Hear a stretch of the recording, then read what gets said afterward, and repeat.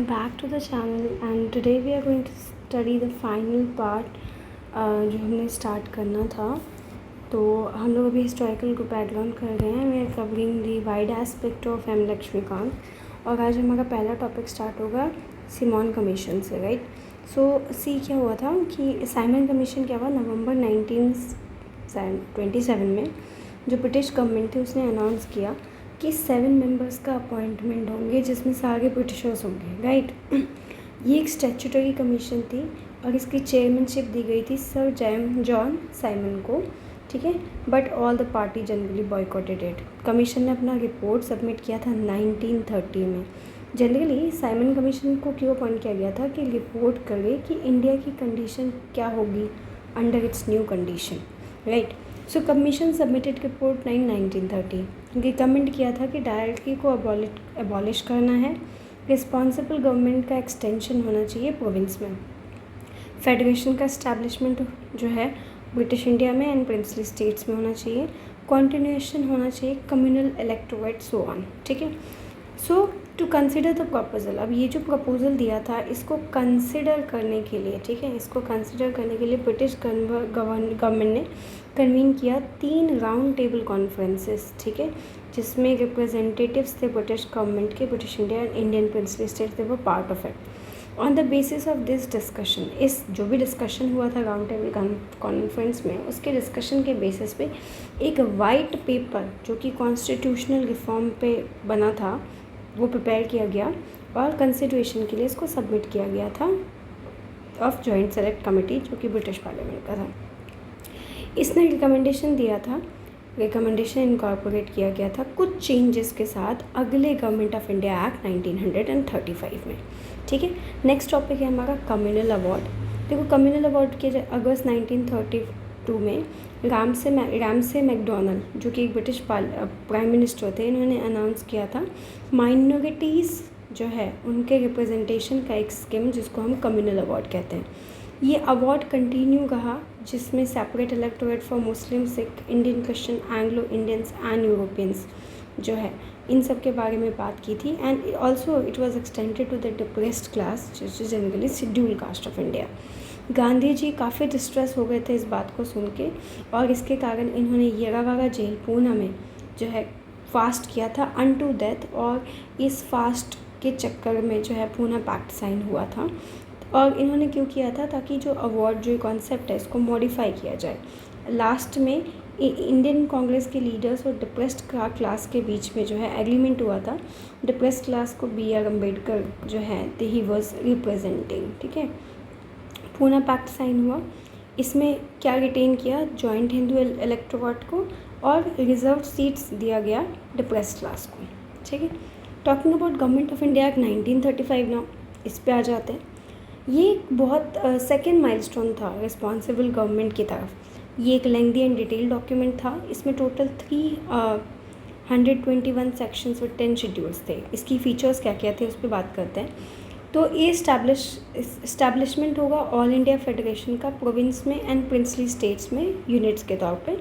Divide किया power centre और units के बीच में इन टर्म्स ऑफ 3 लिस्ट। यहाँ यहीं से 3 लिस्ट, यानी कि आप याद रखना गवर्नमेंट ऑफ इंडिया एक्ट 1935 से जो हमें अभी करंट में जो स्टेट लिस्ट, सेंट्रल लिस्ट और कॉन्करेंट लिस्ट है वो उस वक्त फेडरल लिस्ट के नाम से जाना जाता था, जिसमें 59 थे टोटल लिस्ट, प्रोविंशियल लिस्ट जिसमें 54 आइटम्स थे और कॉन्करेंट लिस्ट जिसमें दोनों सेंटर एंड स्टेट अपने अपने जो है लॉज डाल सकता है, उसमें 36 आइटम कंटेन कर रहा था।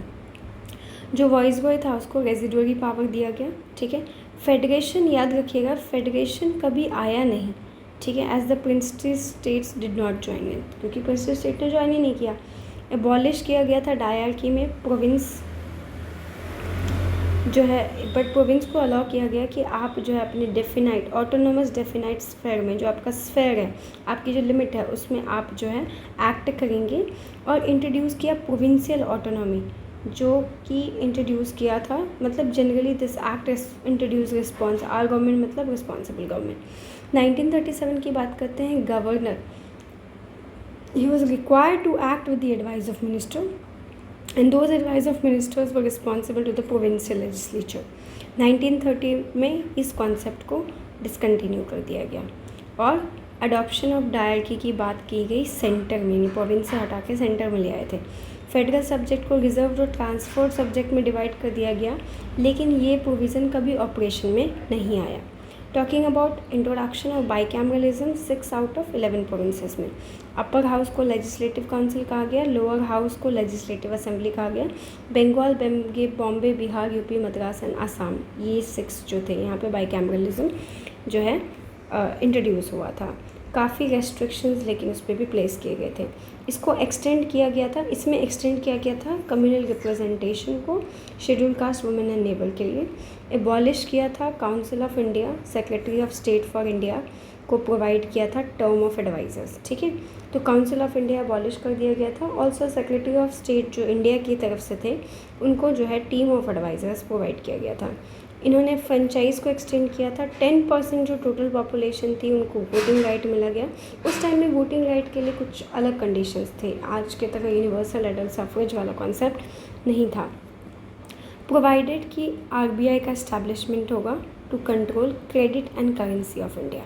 इस्टेब्लिशमेंट होगा ना सिर्फ फेडरल पब्लिक सर्विस कमीशन का, but provincial public service commission और जॉइंट पब्लिक सर्विस कमीशन का भी, 2 और मोर, यानी प्रोविंशियल पब्लिक सर्विस कमीशन होगा और इसके अलावा जॉइंट किसका होगा, 2 या 2 से ज़्यादा प्रोविंस के लिए JPSC, not Jharkhand public service commission, joint public service commission.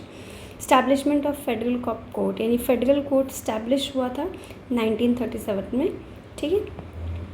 Now last topic of the day, Indian independence act of 1947 की हम बात करेंगे। 20 फरवरी 1947 को क्लेमेंट एटली, जो कि उस टाइम के ब्रिटिश प्राइम मिनिस्टर थे, इन्होंने डिक्लेयर किया कि ब्रिटिश रूल का अब ख़त्म होगा 13 जून 1949 को, ठीक है, जब पावर को Indian hands, responsible Indian hands में ट्रांसफ़र कर दिया जाएगा।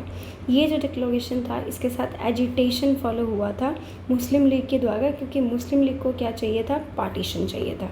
जून 3, 1947 में ब्रिटिश गवर्नमेंट ने इस बात को क्लियर कर दिया कि कोई भी कॉन्स्टिट्यूशन जो कॉन्स्टिट्यूएंट असेंबली ने फॉर्म किया है, वो उन पार्ट्स में अप्लाई नहीं होगा कंट्री के जो इसे मानना नहीं चाहते। सेम डे 3 जून 1947 को लॉर्ड माउंटेन, जो कि उस वक्त वाइसरॉय थे इंडिया के, उन्होंने पार्टीशन प्लान सामने रखा, जिस प्लान को माउंटबेटन प्लान के नाम से भी जाना जाता था, and it was further accepted by both Congress and the Muslim league. Indian independence act के फीचर्स क्या क्या थे, ब्रिटिश रूल का खात्मा, इंडिया को इंडिपेंडेंट सॉवरेन स्टेट घोषित कर दिया गया 15 अगस्त 1947 से।